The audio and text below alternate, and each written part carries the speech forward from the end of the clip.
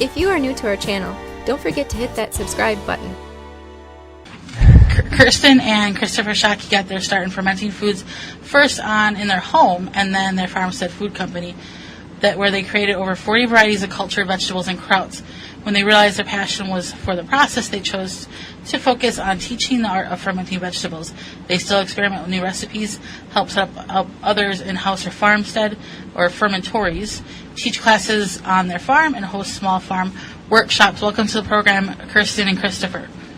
Thank you. Thank you. Well, thank you for taking time to share some of your knowledge with Holly and myself and all of our listeners about fermentation and your book that you've wrote. Yeah, we're happy to be here. So let's start with the very basics here. What is fermentation and the benefits that fermentation has on one's body?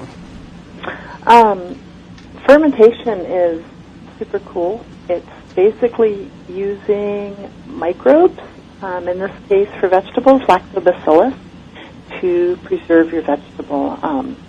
Before refrigeration, that's what humans use throughout the world to preserve things.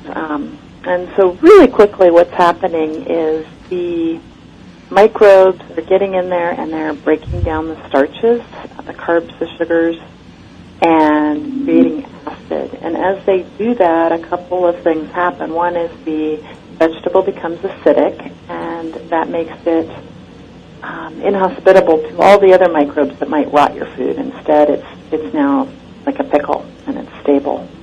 But what that does for our body is super cool. So with that, we're getting digestive enzymes, and so now our vegetables have digestive enzymes. We're getting higher vitamins, vitamin C, vitamin K2, vitamin B12. All of these things are either added now to the vegetable or, like C, is raised. And since it's broken down, it's more bioavailable. So you're sending this food down with digestive enzymes. It's more bioavailable. It's higher in vitamins. And so you're able to uptake it more. And then that doesn't even begin to talk about all the probiotic benefits, which I think is what most people think of when they think of fermented foods. That's the sort of the quick overview of what's going on. For gardeners, what I think is amazing is that you're taking those low-acid vegetables, whether it's green beans or leeks or whatever, and you're preserving them at the peak of their ripeness and nutritional value because they're fresh out of the garden, and you're preserving that. You're not losing any of that through freezing or canning or anything like that. Now, you kind of touched on this a little bit, but there's fermentation. A lot of people will think of, especially here in Milwaukee, beer, wine, that's a fermented beverage. Now, the fermentation that is done with the vegetables, or even something like kombucha, is more of like a lacto fermentation. Kind of what's the difference? Is still fermentation, but it's not like when it comes to what beer and wine. What elements change? Yeah, when it comes to beer and wine, you're making alcohol. Obviously, with lacto-fermented vegetables, you're not making alcoholic vegetables. Right. Although some people would like to try. Right. Yeah, the difference is just in the microbe team that you're using. So in beer and wine or cider, we're using yeast, and the yeast are eating the sugars and converting those to alcohol and CO2. That gives you your pop when you open that bottle, and it gives you the alcohol that you're looking for. With lactofermentation, instead of yeast, we're using bacteria. They do the same thing. They're processing the carbohydrates, and instead of creating alcohol, they create lactic acid. That's that sour taste that we get from foods like this, that vinegary taste, and also CO2. So it's just different teams going at it for us. Okay. We know that kraut is made from cabbage. Is there any other vegetables that you can create kraut with, or is this a one-item only type of thing? No, you can pretty much any vegetable you can dream of, you can ferment. When we first started doing this, there wasn't really much out there online, and I didn't fully understand the science, and I always felt like as I would experiment with new vegetables, like parsnips or whatever. Well, don't find anywhere that it'll kill me. It must be okay. And so I would try it. And since then, I've learned that it's just the microbes eating the starch, and so all vegetables have, even basil, which doesn't have a lot in the way of carbohydrates and sugar, we're able to ferment really, really beautifully. So yeah, it doesn't matter what vegetable you use; the flavors are going to, of course, be different. But I tell people you can eat, a fermented vegetable every day of the year and never have sauerkraut if you don't like cabbage. Yeah, definitely. Some people just don't like cabbage. Now, it seems like a lot of people are getting into home fermentation. I know that there's just tons of Facebook groups about it. There's books, blogs. I know, like, I've taken classes through our local rec department. It's becoming, I don't want to say a thing again, but it's becoming more popular. You can buy kombucha just about anywhere. Why do you think that is? I think there's a number of things. I think, first of all, there's cost.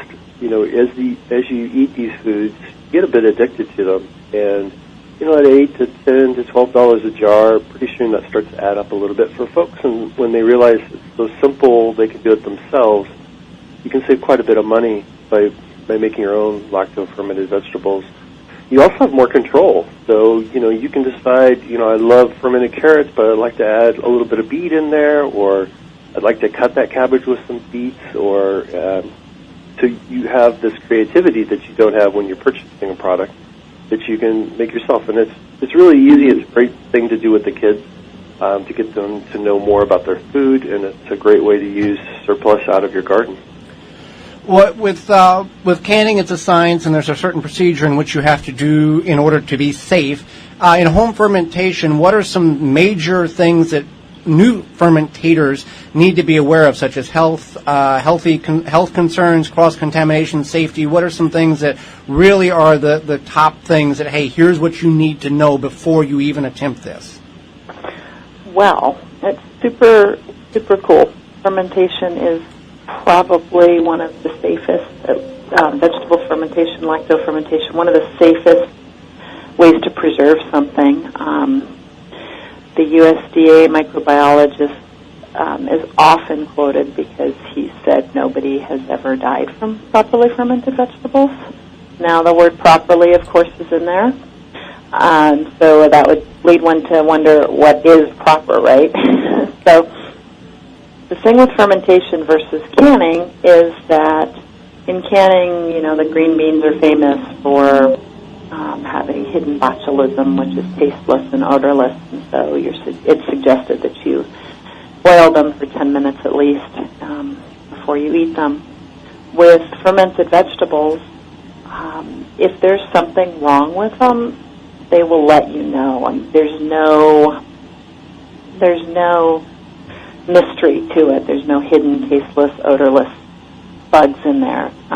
Once the pH level has reached 4.6, which is about the time it tastes a little bit sour, you start smelling pickly, and people that are concerned can also use those little pH strips that are really quite available at home brewing supplies, or I've even seen them in drug stores. But the little pH strip will help you determine that pH level. But what happens is if something gets in there that is trying to rot your food, it will be just like that. Your senses will say, "Do not put me into your mouth."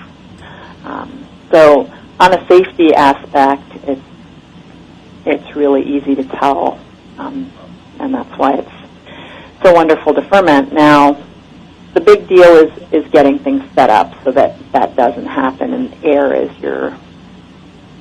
what you're trying to do. You're trying to get an anaerobic environment. Like Christopher said, CO2 is one of the things that's created as things are fermenting. And so what the CO2 will do is it might create air pockets. So the biggest thing, first-time fermenter would want to know is you want to pack your vegetables down into their brine nice and tight so that it's an anaerobic environment. And then you need to figure out a way to weight it down, and that can be with something as simple as you've got a jar that's about 3/4 filled with your ferment, and then you take a Ziploc type baggie and open that up in the jar and pour water into the bag and then close it. And what that does is just creates a nice seal over the ferment itself, and also provides some weight so that CO2 can escape nicely and not create the air pockets. Because when you have air pockets, if oxygen moves in, that's when yeast or molds or other things can move in and make your ferment yucky. So oxygen is the enemy in this procedure? Pretty much, okay. Yeah. Right. So now I know people sometimes don't want to do stuff because they're like, it's an investment, blah, blah, blah. I know a lot of fermentation stuff might be stuff you already have in your kitchen.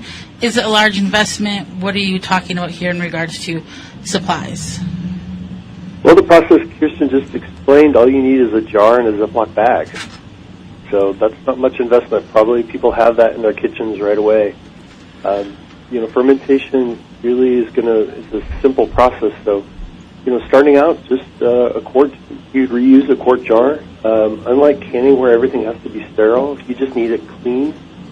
And a clean Ziploc bag to weight that down like she had mentioned, and you're set to go, plus some salt and the vegetable. And we're talking, it needs to be glass. We cannot do this in a plastic device, correct? Well, you can do it in plastic, but we choose not to. Some of the professional fermenters will use the big, they call them blue oak, basically the big blue barrel, food grade. So if it's food grade plastic, you can, but we prefer glass just because you can watch it. Like in the process Kirsten was talking about, you can see those little air pockets develop. It's just more fun to take a look at it and be able to see that. So I'd go glass if you could, but you can also use food grade plastic. Okay. And if you're a really, big gardener and you do things in bulk, of course, jars are going to feel pretty small and crocks and that kind of stuff.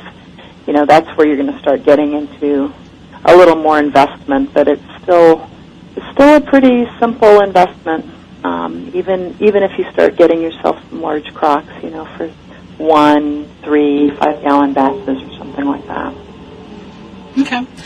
So how do we find out more about you, your website, maybe get some more information? And get your book.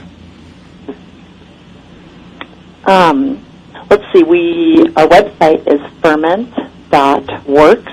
And if you head over to that website, we have a free e-course when you sign up for our mailing list, and it'll send you over the course of 7 days 5 different recipes and just sort of walk you through the basics and, give you the feeling of you've got this. I think that's the biggest fear people have is just trying to do it that first time.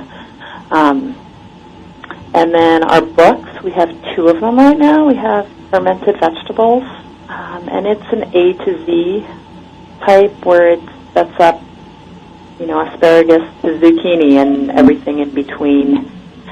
Both books will teach you how to ferment, so it'll give you like the step-by-step in the beginning. Our second book is Fiery Ferments, and it's a condiment. I know it says fiery in the title, but it's more of a condiment book, a lot of hot sauces, but also fermented mustards and other chutneys and, things that are going to offer a lot of flavor that way. And what else? Is that it? I guess Instagram is pretty popular for a lot of people. That's true. Instagram. We also have a Instagram page, also at Ferment.works. Well, we greatly appreciate you guys coming on the program and sharing the information in the world of fermentation with Holly, myself, and all of our listeners. Yeah, thanks for having us. We like to share with gardeners because they have lots of vegetables. Thank you. Thank you for checking out the Wisconsin Vegetable Gardener radio show. For more, go to the WisconsinVegetableGardener.com for full-length in-studio video and podcast replay of Season 1. Season 2 underway and added weekly. Tweet us at TWVG Show or hashtag TWVG to be part of the program.